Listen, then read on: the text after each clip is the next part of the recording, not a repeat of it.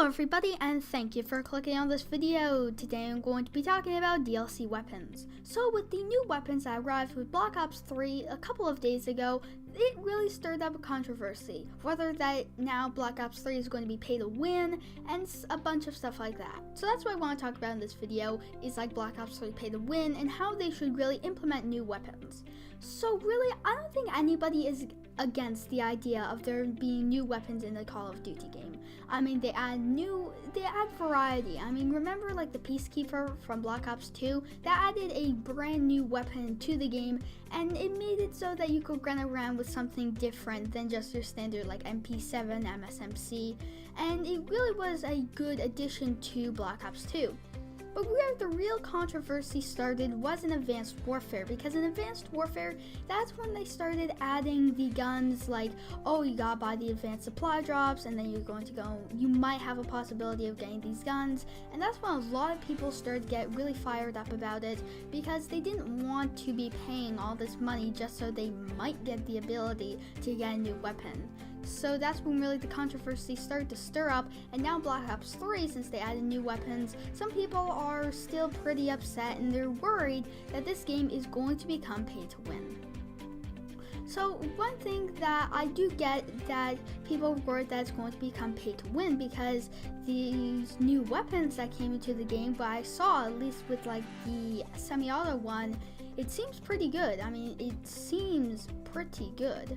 And some people are worried that those guns are going to be the best guns in the game, and the only way that you're going to be able to get them is to purchase COG points so you can get them out of a supply drop. And that's what people are worried about, because now it's not all cosmetic, because what Treyarch said originally, that all the stuff that is going to be in the supply drops were all going to be cosmetic.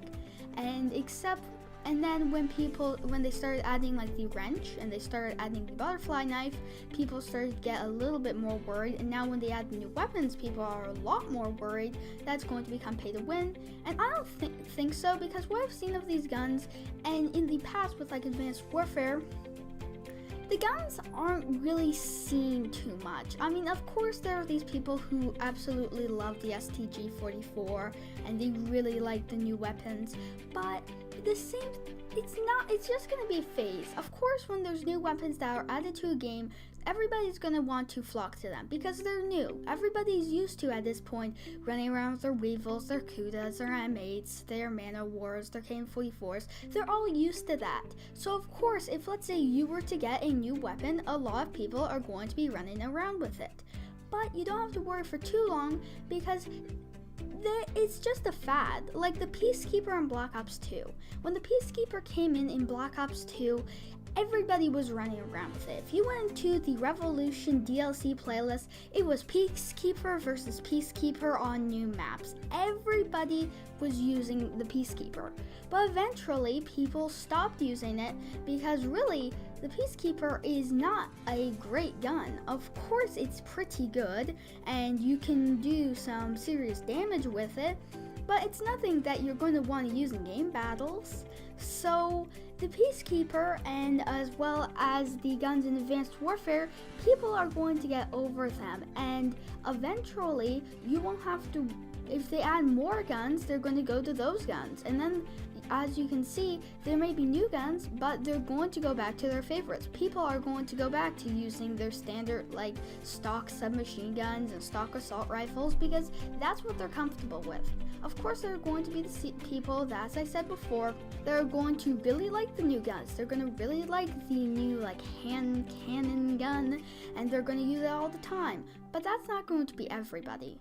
And when it comes to pay to win, I don't think so. I mean, the new guns, they don't look insanely powerful, like they're just gonna wipe every single gun in the game out of the water and just blow it out of the water.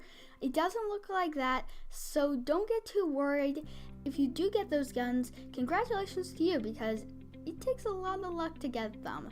And that's what I want to say for this video. I hope you guys enjoyed it, and if you did, please remember to leave a like, and if you really like my stuff, subscribe. And tell me what you think about my voice, because I just got a pop filter, which is basically like this little felt thing that goes on from like my desk to in front of the microphone, so when you make like p and t sound, it will sound better because it will catch the air, so it won't make that kind of like sound. So tell me what you think about that down below in the comments. So I hope you enjoyed the video, and goodbye.